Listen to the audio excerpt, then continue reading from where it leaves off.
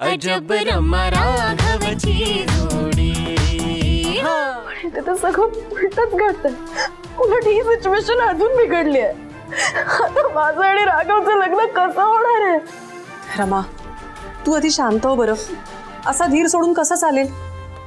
अगं, हीच तर परीक्षेची वेळ आहे। तुला माहितीये, जगात सगळ्यात जास्त कशाची परीक्षा घेतली जाते? कशाची? प्रेमाची। प्रेमाला जितका जास्त विरोध होईल तितकं प्रेम घट्ट होत जातं। पवित्र आंटी, माझं आणि राघवचं प्रेम अजून वाढतच जाणार आहे, कधीच कमी होणार नाहीये।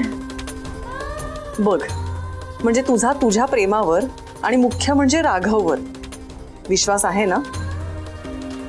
हा विश्वास असाच कायम ठेव। आणि आता डोळे पुस बरं। तू अशी रडत राहिलीस, तुझ्या डॅडना आणि सगळ्यात महत्वाचं म्हणजे राघवला नाही आवडणार, हो ना? आता तुला असंच ठामपणे उभं राहायला हवं, स्वतःसाठी, तुझ्या राघवसाठी आणि तुमच्या प्रेमासाठी। थँक्यू।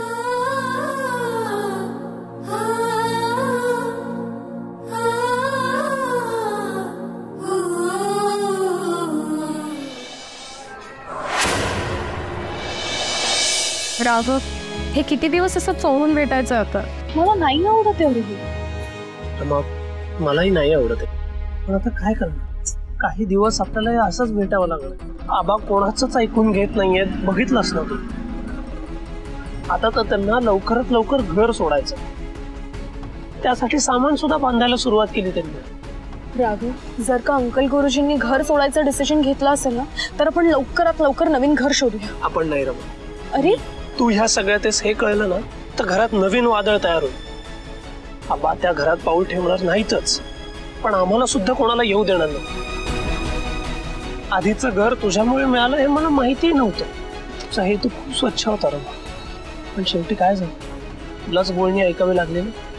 तुझ्याच हेतूवरती शंका घेतली गेली आणि ते मी परत होऊ देणार नाही। राघव, अरे मोठी माणसं बोलली म्हणून काय झालं? आणि तसंही आपण डिसाइड केलंय की नाही, जे काही करायचं ते दोघांनी मिळून करायचं। मग आता मी घर शोधायला तुझ्यासोबत येणार म्हणजे येणार। मग पण तुझे उपवास सुरू आहेत ना, त्यात हे अनवाणी राहण्याचं व्रत सगळं कसं? राघव, इतके दिवस मला काही झालंय का? नाही, पण आताही नाही होणार। आणि तसंही शेवटचे 2च दिवस उरलात राघव। अगं, तू जरा ऐकतेस का माझं? नाही, आपण असं समजूया की देवी आई माझी परीक्षा घेते आणि काही करून मला या परीक्षेत पास व्हायचंच आहे। रमा, अतिशय हट्टी असतो रमा, आणि प्रत्येक वेळी ते सिद्ध करून दाखवत असतेस। आजी म्हणतात ना, आपल्यात जर का डिटर्मिनेशन असेल तर कुठलीही परीक्षा आपण एकदम इझिली पास होतो। आणि आता सुद्धा आपण हे प्रूव्ह करूया। हवं तर तू असं समज, हे सुद्धा नवरात्रीचं माझं एक व्रत आहे।